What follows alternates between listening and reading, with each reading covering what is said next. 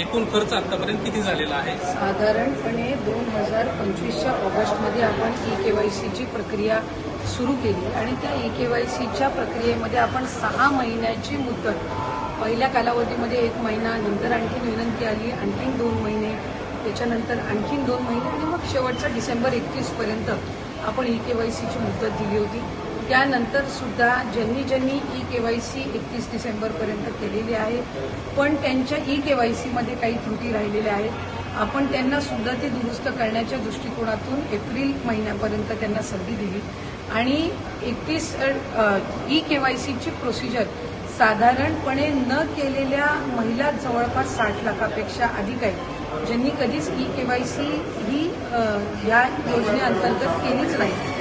त्यानंतर इन्कम टॅक्सचा जो डेटा आहे तो साधारणपणे 5 लाख आणि त्याच्यानंतर KYC करत असताना आणखीन 9.5-10 लाखाचा जो डेटा आहे तो त्याच्यामध्ये त्यांचं जे आर्थिक उत्पन्न आहे त्यांच्या घरातल्या म्हणजे पतीचं असेल किंवा वडिलांचं असेल हे त्या ठिकाणी KYCमध्ये आढळून आलं.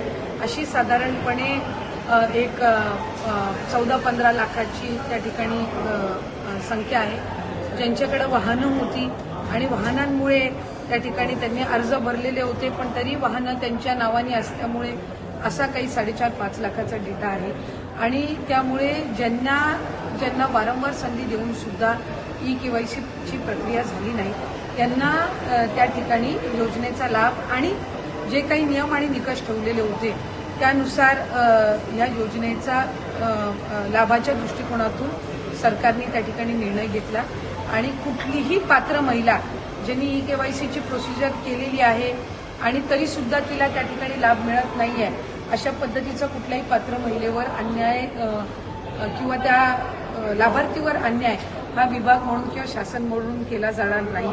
आमच्याकडे काही तक्रारी किंवा काही त्या ठिकाणी निवेदनं प्राप्त झालेली आहेत की त्यांनी KYCची प्रोसिजर केली होती पण तरी सुद्धा त्यांना लाभ मिळत नाहीये. अशा प्रोसिजर ह्या ज्या आहेत त्या आम्ही क्रॉस व्हेरीफाय करतोय. ज्यांनी संजय गांधी निराधार योजना आणि लाडकी बहीण योजना दोन्हीचे अर्ज भरलेले होते आणि दोन्हीकडूनही त्यांना जर लाभ मिळत नसेल तर त्यांना दोन्हीपैकी एका तरी योजनेचा लाभ हा देण्याच्या दृष्टिकोनातून सुद्धा जे काही क्रॉस व्हेरिफिकेशन आहे ते सुरू आहे आणि एक कुठलं तरी चॅनल माध्यमांच्याकडे आणि काही आर्टिकल्समध्ये सुद्धा आलेलं आहे की एकट्या बीड जिल्ह्यामधून 28 लाख महिला अपात्र झालेल्या आहेत. खरं तर बीड जिल्ह्याची लोकसंख्या जवळपास 30-32 लाख आहे, तर त्याच्यातल्या 30-32 लाख लोकसंख्या असलेल्यामधले 28 लाख हे कसे काय अपात्र होऊ शकतात. त्यामुळे कुठे ना कुठेतरी जी काही बातमी आहे किंवा जो काही डेटा आहे त्याच्यामध्ये काही तथ्य नाही. बीड जिल्ह्यामध्ये साधारणपणे रजिस्ट्रेशनमध्येच जवळपास रजिस्ट्रेशन करतानाच 6-6.5 लाख काहीतरी रजिस्ट्रेशन होतं आणि त्याच्यातल्या पात्र ठरलेल्या या सुमारे 4 का 4.5 लाख महिला आहेत आणि त्यांना लाभ हा सुरू आहे. 2 लाख आकडा तो सांगितला जातो, याच्यामध्ये काय तथ्य आहे? मुख्यमंत्री म्हणाले होते जवळपास 81 लाख, त्याच्यामध्ये 12 लाखाची वाढ झाली आहे का जी सांगितली जाते? त्याच्यामध्ये वाढ झालेली नाही. टोटल जे रजिस्ट्रेशन झालेलं होतं ते 2,63,00,000 होतं, जे सुरुवातीला झालेलं रजिस्ट्रेशन होतं आणि त्याच्यातूनच ज्या पात्र आहेत त्या साधारणपणे जो आकडा होता तो 2,43,00,000 आणि 2,47,00,000 होता. हे टोटल जे रजिस्ट्रेशन आहे ते जर आपण धरलं आणि हा आत्ता जो लाभार्थ्यांचा जो फायनल आकडा धरला तो हा टोटल मिळून हा साधारणपणे तो आकडा जो आहे तो 90-92 लाखापर्यंत जातो.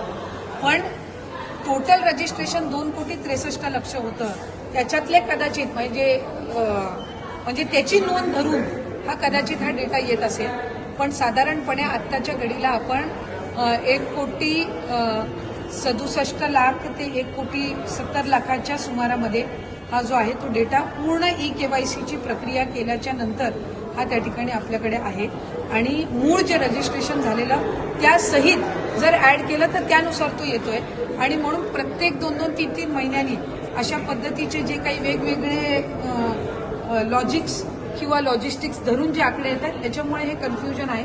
पण साधारणपणे स्ट्रीमलाईन होण्याच्या दृष्टिकोनातून ही योजना KYC ही बंधनकारक आहे आणि ही फक्त लाडकी बहीण योजनेसाठी नाही तर आपण जर बघितलं तर नमो शेतकरीसाठी सुद्धा KYC आहे. मदत पुनर्वसनमधून आपण जो काही नुकसान भरपाई देतो त्याला सुद्धा EKYC कंपल्सरी आहे. ज्या ज्या डायरेक्ट डीबीटी स्कीम्स आहेत, डायरेक्ट बेनिफिशरी ट्रान्सफरच्या स्कीम्स आहेत, त्या सगळ्यांमध्ये EKYC ही कंपल्सरी आहे. पहिल्यांदाच ही प्रक्रिया होत असल्यामुळे त्या संदर्भामध्ये काही शंका कुशंका होत्या, पण आता पूर्ण त्या स्ट्रीमलाईन झालेल्या असून ज्या पात्र लाभार्थी आहेत त्यांना आम्ही त्या पद्धतीनं तो लाभ देत आहोत. आणि ज्यांच्या तक्रारी आलेल्या आहेत आमच्याकडे की EKYC करून सुद्धा त्यांना लाभ मिळत नाहीये किंवा त्यांना त्या संदर्भातली शहानिशा करून जर EKYC करून त्यांना खरंच मिळत नसेल आणि त्या पात्र असतील तर त्या पद्धतीनं कारवाई केली जाईल.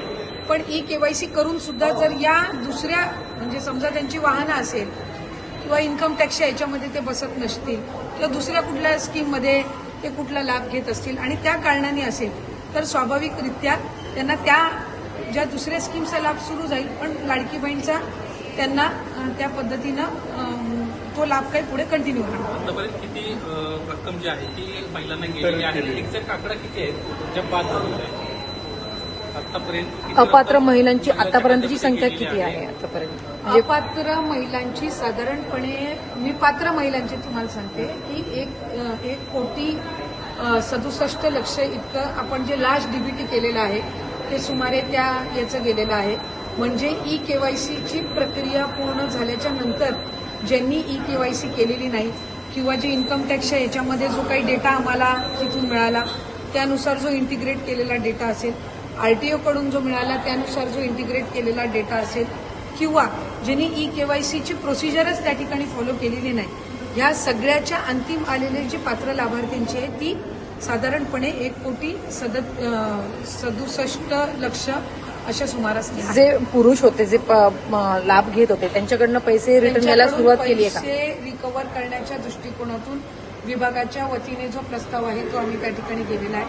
जे शासकीय कर्मचारी होते त्यांच्या संदर्भातली जी प्रक्रिया आहे ती साधारणपणे 8-10 महिन्यापूर्वीपासूनच सुरू झालेली आहे आणि ती मूळ फायनान्शियल ट्रेजरीमध्ये जी त्यांनी एक सेपरेट त्याच्यामध्ये अकाउंट करून दिलेली आहे ती त्याच्यामध्ये जमा होत असते, ती विभागाकडे परत जमा होत नसते.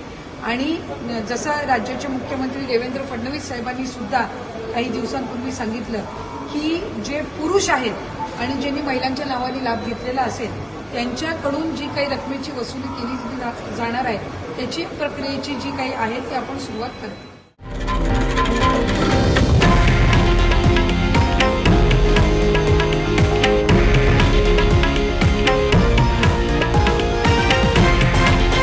हे आहे देशातील नंबर 1 न्यूज नेटवर्क आणि आपण पाहत आहात TV9 मराठी, एकमेव.